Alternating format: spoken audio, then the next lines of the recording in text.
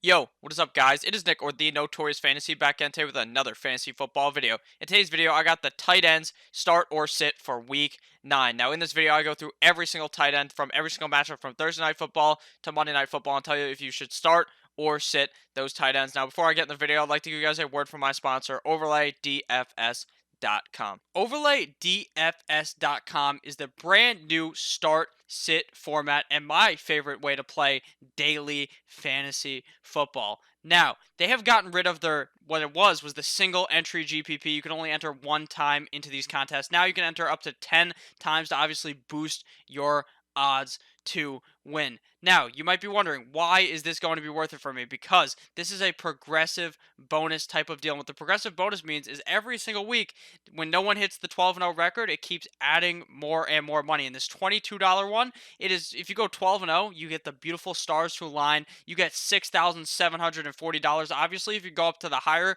paid ones, the progressive bonus is over $27,000. If you're in the top 10% of the entries, you get 9 times the buy-in.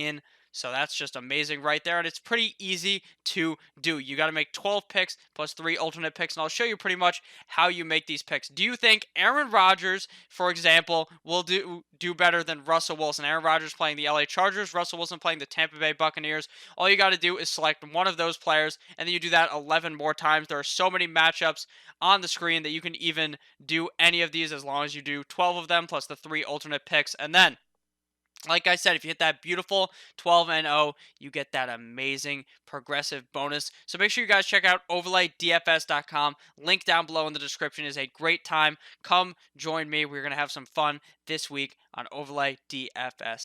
Make sure to check out OverlayDFS.com. Link down below in the description. They are great friends of mine. They are the reason why the channel keeps on chugging and keeps on releasing so many videos every single week. So let's get right to the video. Week 9 tight end start or sit decisions. Our first matchup here is the Thursday night matchup between the 49ers and the Arizona Cardinals. I'm going to be starting up George Kittle in this game. Obviously, George Kittle is a start every single week. At the beginning of his season was a bit rocky. It was a bit slow, but now he started to wrap up the points and start scoring a lot more points. So I really do like him this week against the Cardinals defense that really is not able to stop anyone. I'm going to be sitting down all of the Arizona tight ends, regardless of if you want to try to get cute and start one of these guys. Don't do it. The 49ers defense is so strong. I don't even think anyone has rostered any of these Arizona tight ends, so it shouldn't even matter. But with that said, you definitely need to be starting George Kittle. He's an every single week start. He has the potential to be the #1 tight end in fantasy football this week. Next game here is the Houston at the Jacksonville Jaguars. Texans at Jaguars. I'm going to be starting up Darren Fells in this matchup. Now, we saw Darren Fells last week have an explosive matchup. This week, without Will Fuller likely in the game, I have a lot of confidence in Darren Fells. Going up against the Jaguars defense that is not the greatest against the tight end. Obviously, with Will Fuller out, like I said, it seems like Deshaun Watson does love targeting Darren Fells in the end zone. So it seems like he could have another big game this week against Jacksonville. I'm going to be sitting down Jordan Akins, obviously, because it seems like Darren Fells has stolen the reins from him. Darren Fells' usage is going up. Jordan Akins is going down. So it seems like Darren Fells is the clear start, and Jordan Akins can just sit on the bench or likely on your waiver wire. And I'm going to be sitting down Jeff Swaim in this game and all the other Jacksonville Jaguars tight ends. Next game here is the Bears at the Philadelphia Eagles. And there are 2 tight ends that I like in this game. They're both on the same team, the Philadelphia Eagles. And those tight ends are Zach Ertz and Dallas Goedert. I love Zach Ertz a lot this week. I know. He has been disappointing. He has disappointed us all season. So I think that since he hasn't gotten a 100-yard game this season, I think he really comes back and does well this week. Obviously, a lot of people are going to be hesitant to start Zach Ertz and may think, oh my God, Zach Ertz hasn't done shit this season. Oh my God, Zach Ertz is so fucking bad. Zach Ertz hasn't done shit for me. He's going to take a shit in his Huggies again and fuck my lineup right in the ass. Oh boy. That's what you may be thinking. But at the end of the day, the Bears defense is okay, but I think that Zach Ertz will be able to have a good game this week. Dallas Goedert also potential to be a top 15 guy because they're both splitting these fucking snaps on the team. Zach Ertz is in, Dallas Goedert is in. They run 2 tight end sets.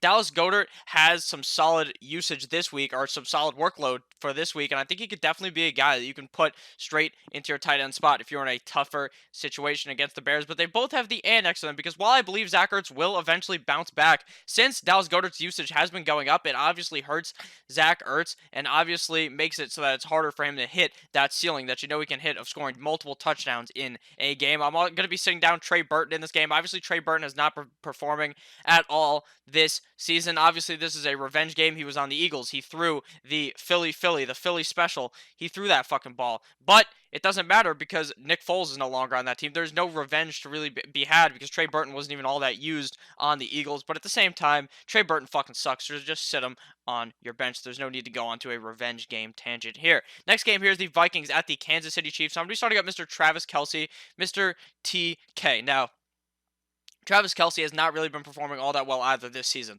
Obviously, a lot better than Zach Ertz because he's been a guy that you can actually start and you don't feel like shit every time you start him.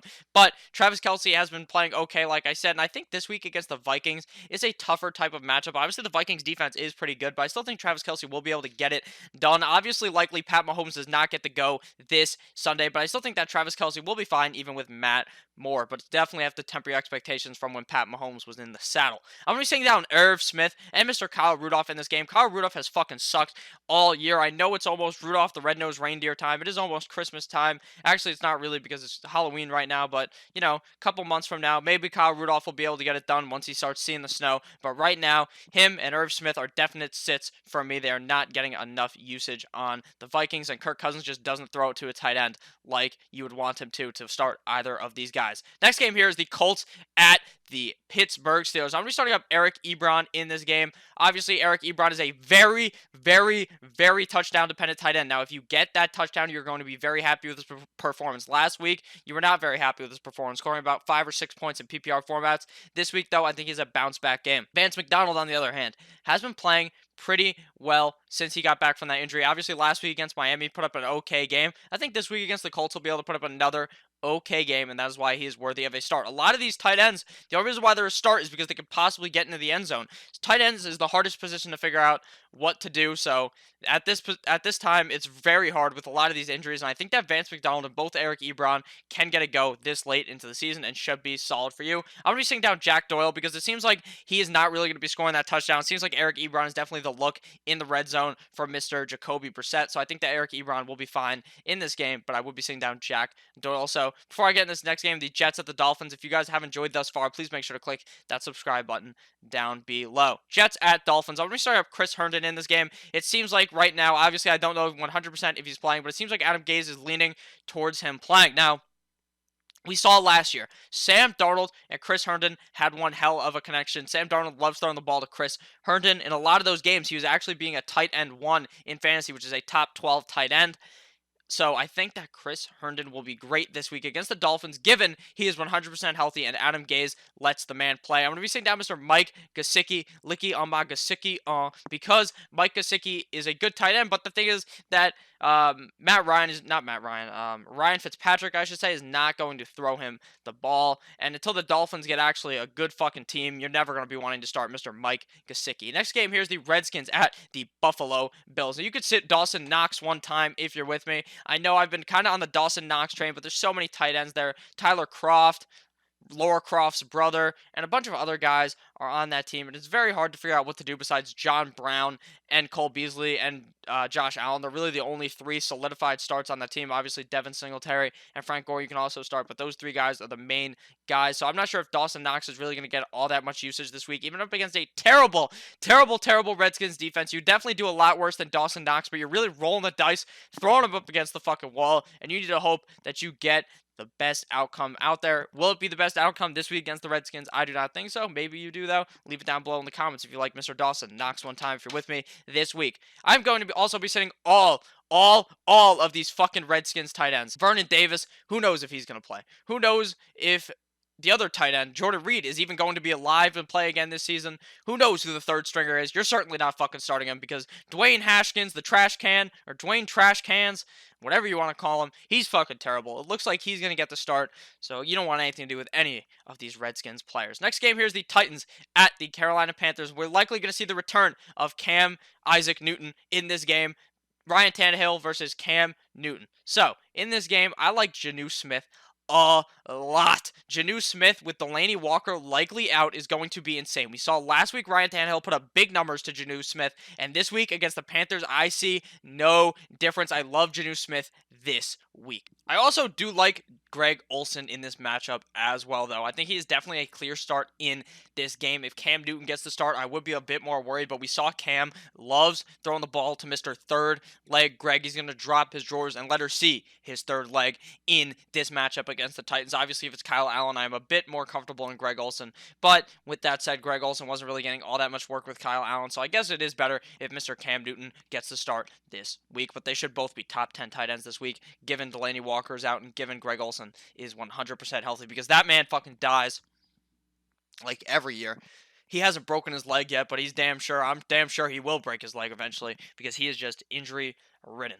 Next game here, we have the Lions at the Oakland Raiders. I'm going to be starting up T.J. Hawkinson in this matchup. I know T.J. Hawkinson has needed his Huggies. He has shit the bed multiple weeks in a row now, but this matchup against the Raiders should be a ideal matchup for him. The Raiders are not that great against the tight end. I think this game he is going to be able to get it done with Matt Stafford, the gunslinger, throwing the ball his way. I also love Darren Waller in this game as well. Darren Waller has been used so much in the Raiders offense. He gets about 100% of the snaps. He's out there just as much as Christian McCaffrey is out there for the Panthers. I think that Darren Waller should be in for a good matchup this week against the Lions. He's a must start every single week, a potential top 5 tight end or potential number 1 tight end every single week. Next game here, we got the Buccaneers at the Seattle Seahawks. I'm going to be starting up Cameron Brate if O.J. Howard is out. Now, O.J. Howard has not really done shit all this season, and it seems like Jameis just loves throwing the ball to Cameron Brate, so I would be willing to start Cameron Brate, but you have to temper your expectations because Jameis has not been throwing the tight end all that much this season,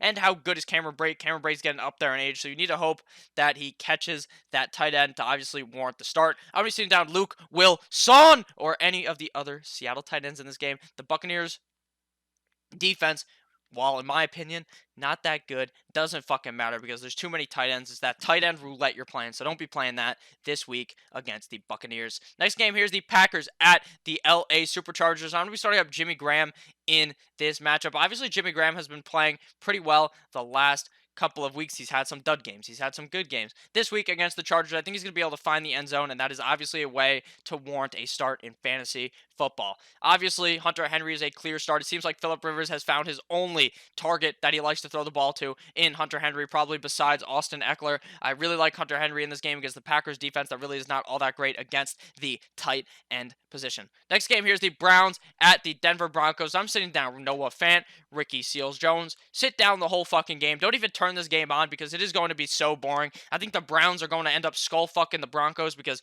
who knows, maybe it's Drew Lock at the quarterback, but who really fucking cares? This game is going to be one to not watch, one game to forget about. On Red Zone, I doubt you'll ever even see this game besides the fact that Nick Chubb is going to run for 7,000 fucking yards in this game, but that has nothing to do with the tight end position. Next game here is the Patriots at the Ravens, the Sunday Night Football matchup. I'm going to be starting up Mr. Mark Andrews in this game. Mark Andrews is a guy that I coveted. I talked about all offseason. I said, Mark Andrews is going to be fucking great. And you know what he did? He said, hold my jock strap to all the haters, and he's been playing amazing. This week against the Patriots, I think he plays great.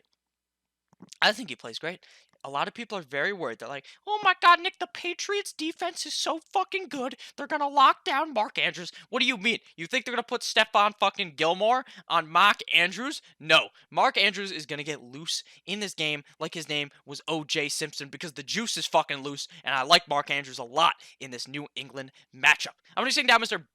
Big Ben Watson in this game. Now, Ben Watson is just an okay player. I mean, there's so many tight ends on that team. Obviously, they like Mr. 84 Ben Watson the most, but I just don't trust him to get enough targets from Mr. TB12 in this game. And now for the final game, the Monday Night Football matchup, the Cowboys at the New York Football Giants. I'm going to be starting up Evan Ingram and Jason Witten in this game. Obviously, I like Evan Ingram a lot more. It seems like when Daniel Jones is on, he's heaving it to Evan fucking Ingram. So I love Evan Ingram in this game, given he's getting that work in the game. Jason Witten, he's got the amp because he's fucking slow. He walks like a robot. He may need to go back up in the booth because he's getting so fucking old.